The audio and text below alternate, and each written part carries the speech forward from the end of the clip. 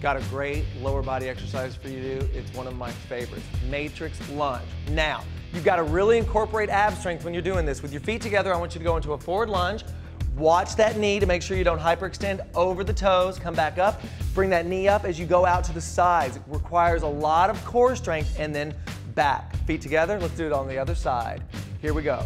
It's down, up. Really engaging your abs, working your legs as hard as you can, and up. We're going to do it together. Here we go. You ready? Yep. Other leg, and here we go. It's drop, hold here, out to the side, here, and down, hold it, and drop that leg. Let's do one more to the other side.